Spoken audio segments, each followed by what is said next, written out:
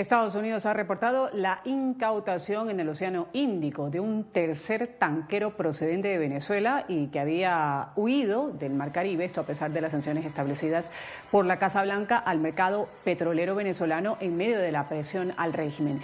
Este buque, identificado como Berta, estaría utilizando falsa bandera y hace parte de las listas de restricciones de Estados Unidos desde el 2020 por el flujo irregular de crudo relacionado además con el régimen iraní.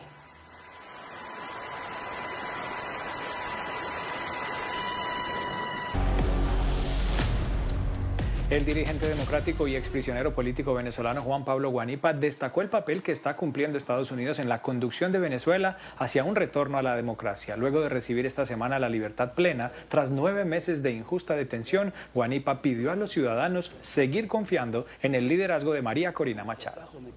Yo estoy convencido de que el cambio es irreversible. Yo estaba convencido antes de que pasara lo que pasó el 3 de enero, pero obviamente que los sucesos del 3 de enero cambian completamente la historia del país.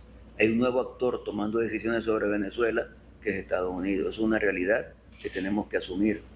Entonces, yo sí veo en la gente mucha esperanza, pero también muchas dudas. Y creo que es natural que eso pase. Pero si el propio Marco Rubio ha dicho que hay unas etapas que cumplir para llegar a la solución del problema venezolano, yo apuesto a que eso sea así. Una comisión de la Asamblea Venezolana controlada por el régimen de Nicolás Maduro justamente da seguimiento a lo que es la amnistía. Según el diputado Reinaldo Cifuentes, los casos de los militares detenidos por delitos políticos van a ser evaluados por la justicia penal militar. En entrevista en el programa La Noche de NTN 24 con nuestra directora Claudia Gurizati. ¿Y qué opina usted frente a los militares que aún están en cumplimiento de sentencias? Es a los que peor les ha ido.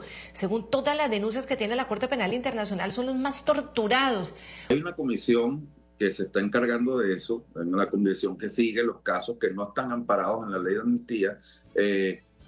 Ya se están haciendo puentes con la justicia militar para atender esos casos y por supuesto que lo deseable, y nosotros desde la Asamblea Nacional haremos todo lo que esté a nuestro alcance para que, repito, todo el que esté tras las rejas por motivos políticos, sea militar, policial o civil, salga en libertad. O sea, pensar distinto no es un delito, pensar distinto no puede ser un delito y eso se tiene que acabar en Venezuela desde hoy y para siempre. El activista venezolano Vilca Fernández, exprisionero político y sobreviviente a los calabozos en el Helicoide en Caracas, presentó una demanda ante el Departamento de Justicia pidiendo que sean agregados cargos contra Nicolás Maduro por las torturas cometidas. Vilca Fernández llegó legalmente en busca de protección a Estados Unidos, pero está en riesgo de deportación. No tengo miedo de estar en un centro de reclusión de migrantes. Lo que temo es perder mi vida si soy deportado. El activista venezolano Vilca Fernández enfrenta una orden de deportación en Estados Unidos tras la terminación administrativa de su solicitud de asilo presentada en septiembre de 2022 y la activación de su traslado a un tercer país. Delcy Rodríguez da la orden de mi destierro y cuando da la orden de mi destierro dice que si vuelvo a pisar el país seré encerrado de por vida y no volveré a ver la luz del día. Fernández pasó casi 3 años detenido y bajo tortura en el Helicoide en Caracas. Asegura que no emigró por decisión propia, sino que fue desterrado tras persecución política. Fue enviado a Perú, donde según relata también fue seguido por funcionarios del SEBIN. Yo no migré a los Estados Unidos, eso es importante que se sepa y se entienda. Yo vengo a los Estados Unidos producto de la persecución del régimen criminal. Fernández afirma que cerraron su caso sin poder presentar su defensa ante un juez de inmigración. No me han permitido defenderme, no me han permitido ir a la corte. Tengo capacidad de enfrentarme a cualquier juez de una corte en Estados Unidos y demostrar no solo mi persecución en Venezuela, sino mi persecución en Sudamérica. El abogado de inmigración José Guerrero explica que la ley permite, por el acuerdo de tercer país, OACA, enviar a migrantes a tramitar su asilo en Guatemala, Honduras, Ecuador o Uganda, y aplica generalmente a quienes entraron después de noviembre de 2019. Lo que está pasando es que no te están dejando presentar tu caso de asilo, y a través de este acuerdo, que obviamente la ley lo permite, entonces te dicen vete a este tercer país y aplica esa protección allá. No es que su asilo aquí en los Estados Unidos continúa. El caso se suma al del exteniente venezolano Germán Rodolfo Varela, quien denunció públicamente a Hugo Chávez en 2002. Fue expulsado hacia un tercer país, que no voy a nombrar qué país fue, por razones de seguridad, y que básicamente se le violaron todos sus derechos más elementales. Varela recibió protección bajo la Convención contra la Tortura en 2005 y tras 2 décadas reportándose ante autoridades migratorias fue detenido y enviado a un tercer país. Organizaciones como BPEX cuestionan el debido proceso. Y en el caso de Germán Varela, no solo no se le preguntó si tenía miedo de ir o no al país donde iba a ir, sino que él manifestó que no podía ser removido de los Estados Unidos y a pesar de eso fue expulsado. Vilca Fernández anunció que apelará la decisión. Soy Alessandra Martín desde la ciudad de Miami para NTN 24. Los tribunales en Venezuela han vuelto a registrar largas filas de decenas de excarcelados y familiares de presos políticos que aún permanecen detenidos injustamente, que quieren solicitar el cierre definitivo de los arbitrarios procesos. La ONG Foro Penal ha verificado 109 liberaciones desde cuando fue aprobada la insuficiente ley de amnistía. En total, desde el 8 de enero, 545 personas han salido de los centros de tortura y aún faltan más de 530 presos políticos.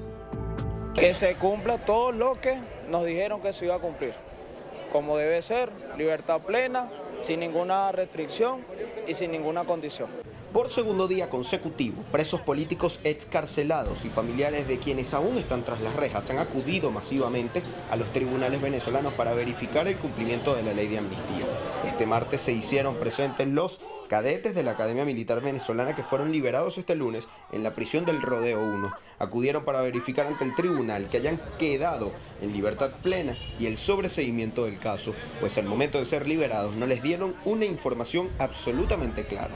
Aseguraron que aún no creen estar en libertad, es un momento difícil de procesar, pero también contaron lo duro que ha sido todo lo que han vivido.